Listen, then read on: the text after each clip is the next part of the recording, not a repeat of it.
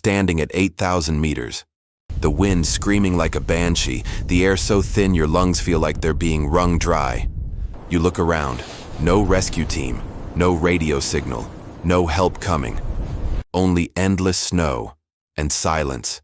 Now imagine being left there, alone. That's not fiction. That's what happened to Dudley Wolfe, one of the first men to die on the world's most dangerous mountain, K2. But the mystery isn't just that he died, it's how he was left behind, and why no one ever truly agreed on what really happened to him. The year was 1939, decades before high-tech gear, satellite phones, or rescue helicopters. Back then, K2 was a savage, untamed giant that had never been conquered. An ambitious American climber, Fritz Wiessner, believed he could change that. He assembled a mixed team of Americans and Sherpas, chasing glory where no one had ever stood before, the summit of K2. But that summer, what began as a bold dream would spiral into confusion, betrayal, and death high above the Karakoram.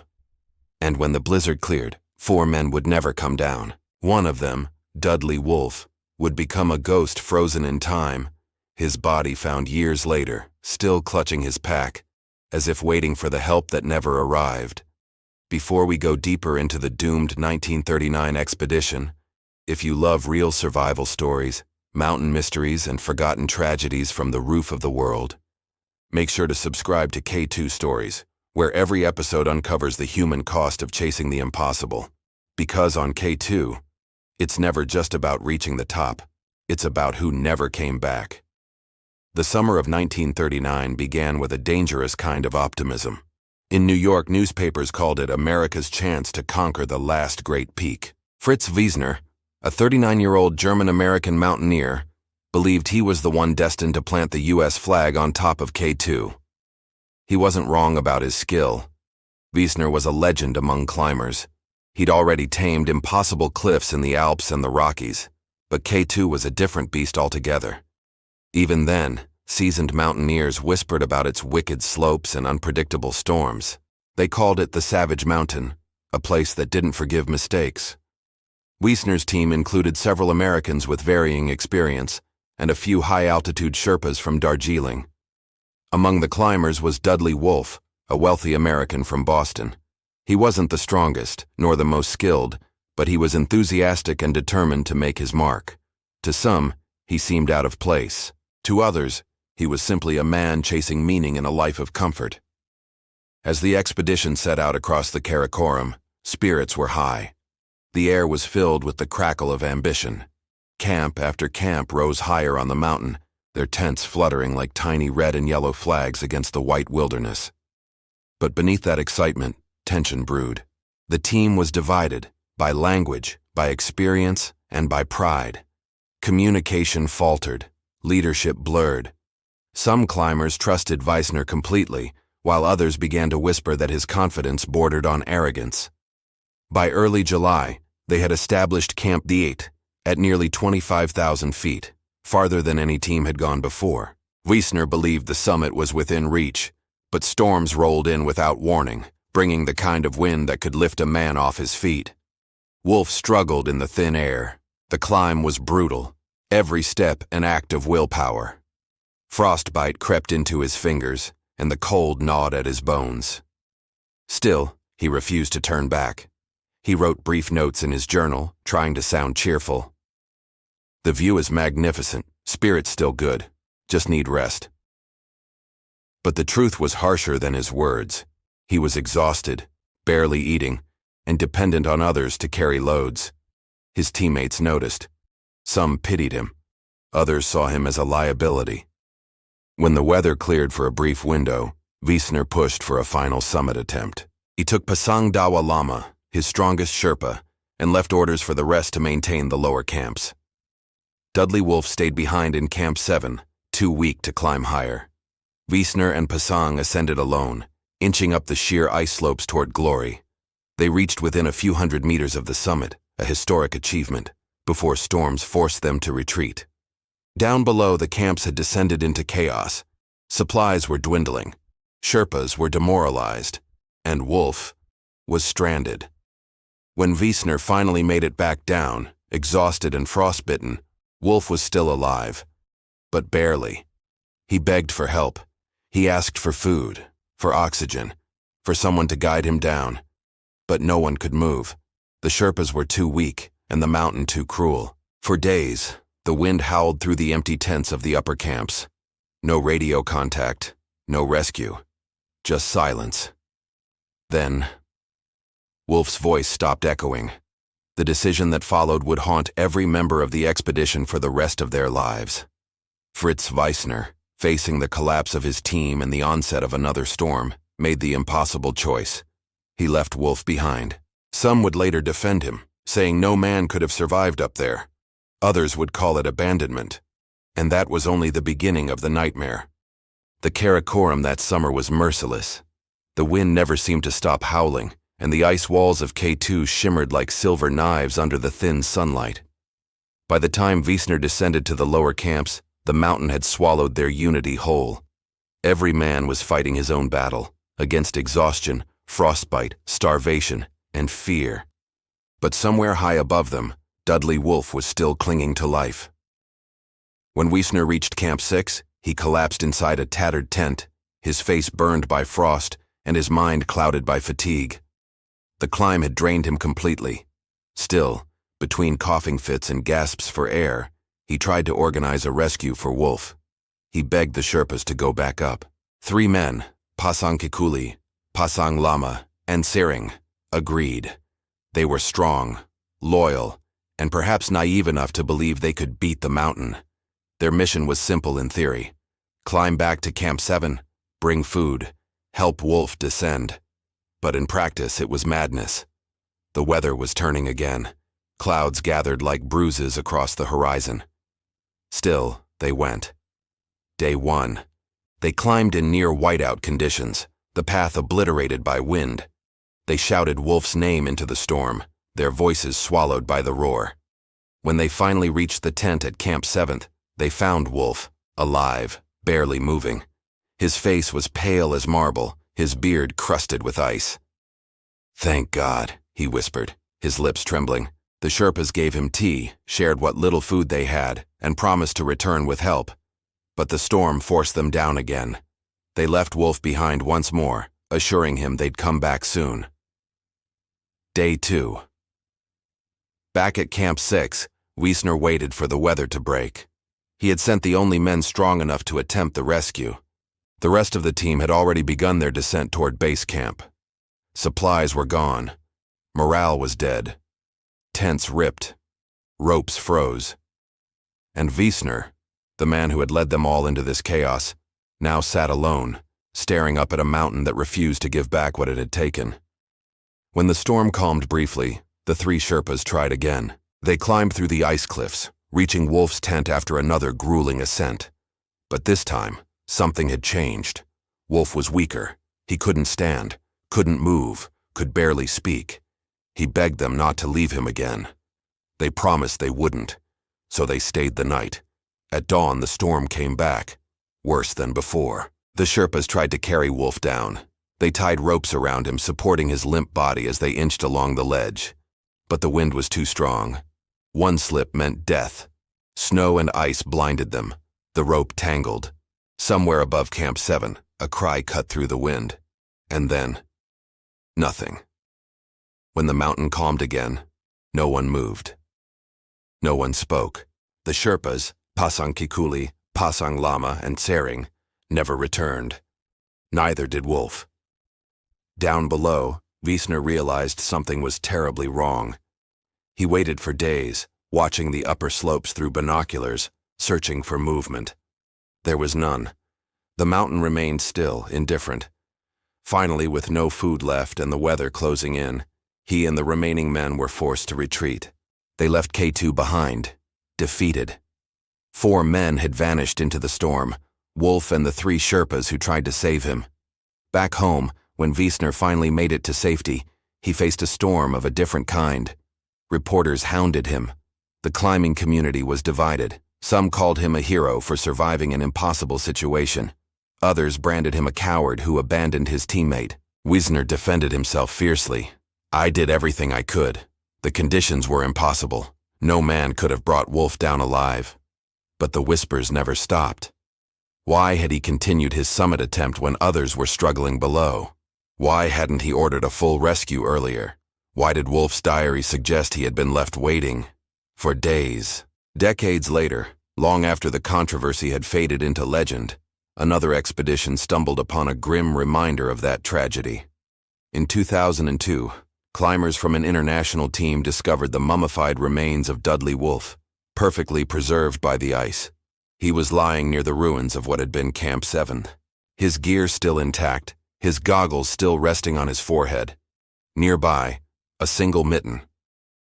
Time had stopped for him at that spot. The discovery confirmed what many had suspected. Wolfe had not died instantly. He had survived long enough to hope. Long enough to wait for a rescue that never truly came. The 1939 K2 expedition was supposed to be America's greatest climbing triumph. Instead, it became a haunting symbol of ambition turned tragedy, a reminder that on K2, glory and death often share the same path. And for Dudley Wolfe, the man who dreamed of greatness, the mountain offered only silence. But the story wasn't over yet. Because when investigators began to dig deeper into the expedition's records, they uncovered something even darker. Letters, conflicting accounts, and missing details that hinted the truth might be far more complicated than anyone had dared to admit. For decades, the 1939 K2 tragedy remained a ghost story whispered in mountaineering circles. People spoke of Fritz Wiessner's courage, his near-summit glory, and the mountain's brutal revenge. But what they didn't talk about, at least not openly, were the questions. Too many things didn't add up. How did an expedition so well-financed, so promising, disintegrate into confusion and death? Why did no one seem to agree on the timeline of events, or who gave the orders that left Wolfe stranded? And why did Wiessner's version of the story change each time he told it? In the years that followed, survivors gave interviews, wrote letters, and published accounts that contradicted one another. Jack Durrance, one of the younger climbers, told friends that Wiessner had made reckless decisions on the mountain. He claimed the leader's obsession with the summit clouded his judgment and that Wolfe's death was avoidable. Wiessner, on the other hand, blamed the Sherpas and lower team members for abandoning their posts. In his mind, he had done everything possible under the circumstances. "We were fighting nature itself," he said. "No one can command the mountain." But to those who had seen Wolfe's diary, it was hard to ignore the implication that he had been alive and waiting for days. That diary, recovered years later, contained hauntingly simple entries. No food left. Storm again. Waiting. Hope someone comes soon. Still alive. 4 words that echoed like a scream frozen in time. Still alive. Those notes painted a picture of a man trapped between hope and hopelessness, rationing crumbs, melting snow for water, and counting the hours before darkness returned.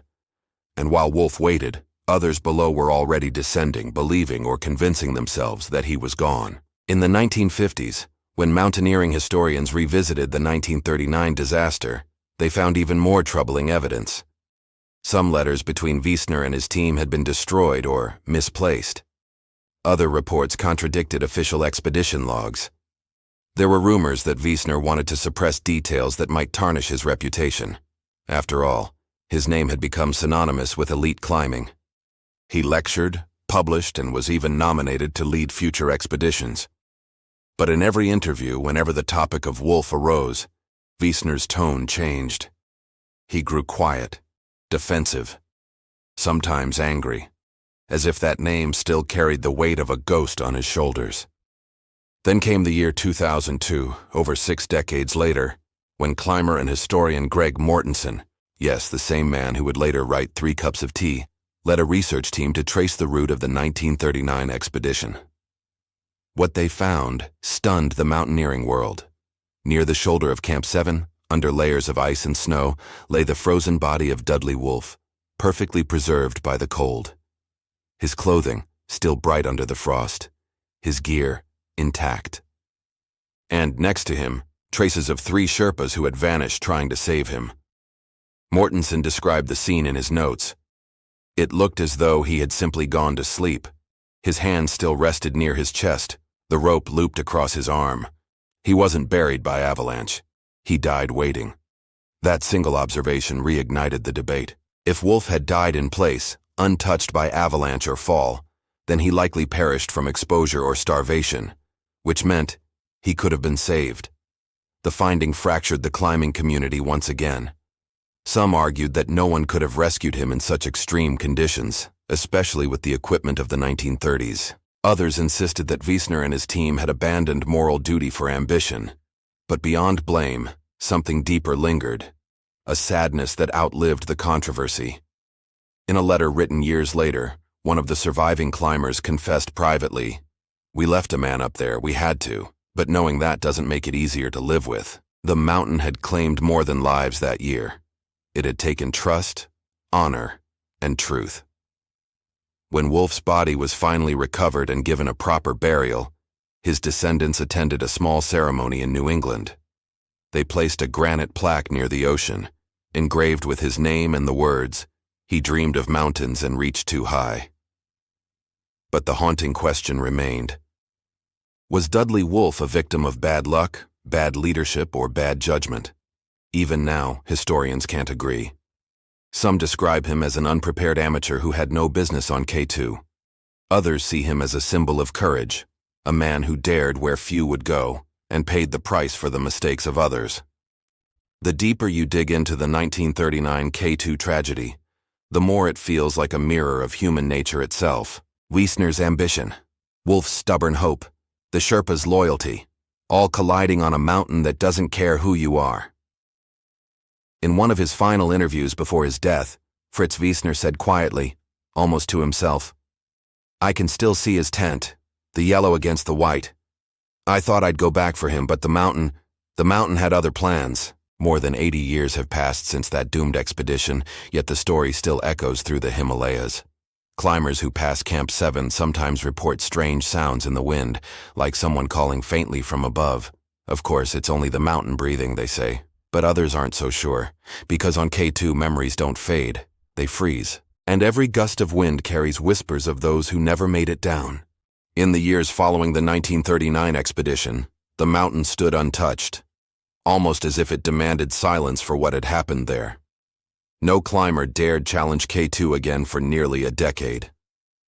For Fritz Wiessner, that silence was deafening. He returned home to a mix of applause and accusation. The headlines first hailed him as the man who almost conquered K2, but soon turned sour. Rumors spread through climbing clubs from New York to Zurich. Some called him reckless. Others said he'd sacrificed his men for glory. And through it all, the ghost of Dudley Wolfe refused to rest. Wiessner kept climbing, but something inside him had changed. Friends noticed the shift. The same man who once charged up cliffs with boyish joy now moved slower, spoke softer. At public lectures, when someone mentioned K2, he paused before answering, like he had to weigh every word.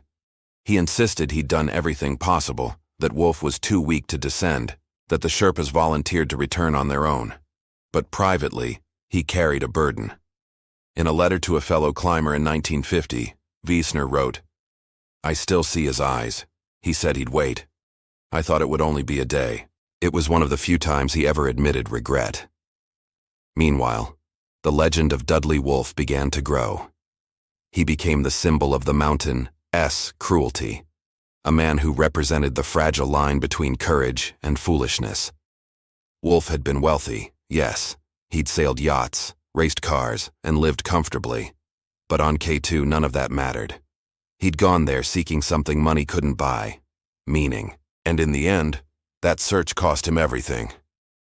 By the 1960s, K2 had begun to lure climbers again. New expeditions arrived, equipped with better gear, radios, and experience drawn from the tragedies of the past. Every climber who passed the location of Wolfe's final camp knew his story. Some whispered a quiet prayer before moving on. Others left small tokens, flags, a glove, a note sealed in plastic. Even as technology advanced, Wolfe's ghost lingered, reminding everyone what the mountain could do. In 1954, 15 years after Wolfe's death, an Italian team finally stood atop K2 for the first time in history. Lino Lacedelli and Achille Compagnoni made the summit, but even in their triumph there was a shadow, a sense that K2 never truly gave victory, only lent it. When they descended, the winds howled as if to reclaim what had been taken. One climber reportedly said, "It felt like we were walking on graves." And in a way, they were.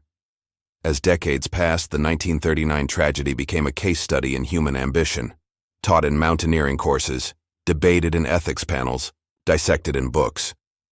Was Wiessner a visionary or a villain? Was Wolfe brave or naive? Were the Sherpas victims of loyalty or heroes who gave everything for a man they barely knew? No one could answer without confronting their own reflection in the snow, because K2 has a way of turning questions back on those who ask them. Then, in 2002, when Wolfe's body was rediscovered, the world remembered him again. Climbers returned to K2 with reverence. Some left flowers near the spot where he had died. Journalists wrote about him not as a fool, but as a man who embodied something deeply human, the refusal to give up, even when the world goes silent. One article put it perfectly. Wolfe was not the strongest nor the best, but he was the most human. And on K2, humanity is what the mountain breaks first. As for Wiessner, he lived a long life, climbing well into his 80s. He never returned to K2. When asked why, he smiled faintly and said, "I've already left something up there." He passed away in 1988 at the age of 88, the same age, some said, that the mountain finally forgave him. But the truth? K2 doesn't forgive. It simply waits. Today, climbers still speak of the 1939 American expedition with a mixture of awe and unease. It remains one of the most haunting stories in mountaineering history, not because of the number of lives lost, but because of the unanswered why. Why did they keep climbing when everything was falling apart? Why didn't they turn back when the first storm hit? Why did Wolfe, of all people, believe he could outlast the savage mountain? There are no answers, only echoes, carried on the wind between the ice towers of K2, where a lone yellow tent once stood against the storm. And somewhere within that silence, the mountain still whispers the same truth it always has. No man conquers K2. They only borrow time upon it. If you stand beneath K2 today and the wind is right, you can almost hear it. That hollow roar sweeping down the ridges, part storm, part echo, as if the mountain still remembers every name it has taken. Somewhere up there, beyond the clouds and the ice, the spirit of Dudley Wolfe still lingers, not as a ghost of fear, but as a reminder of how far human beings will go in search of something greater than themselves. He wasn't the fastest, the strongest, or the most experienced, but he believed that the summit of K2 could give meaning to his life, and in that belief, he revealed something universal, the dangerous beauty of wanting more. When rescuers found him 6 decades later, his body was still upright, as if waiting. His rope still looped around his arm, his eyes turned toward the summit he never reached. It's almost poetic, isn't it? He died the way every dreamer does, halfway between where he came from and where he wanted to be. For Fritz Wiessner, K2 was both triumph and tragedy. He nearly became the first man to stand atop it. And yet, the cost was so high that history could never separate his name from Wolfe's. 2 men forever bound by a frozen ridge and a single impossible choice. More than 80 years later, their story still grips us not because of what they achieved, but because of what they lost. It's about human fragility, the thin line between courage and pride, and the eternal pull of a mountain that does not care who climbs it, only who endures. K2 doesn't kill out of cruelty. It kills because it can. And those who climb it know this. Yet they go anyway. Maybe that's the most haunting truth of all. If you've made it this far, if your heart raced even once while hearing this story, then don't let it end here. Subscribe to K2 Stories, because these mountains still have secrets, and we're here to tell them all. Real people, real tragedies, real courage. Every week, we uncover another life lost to the sky. Another reminder that sometimes the most dangerous place in the world is the one we climb to find ourselves. This is K2 Stories, where every step is a heartbeat, and every echo, a name the mountain refused to forget.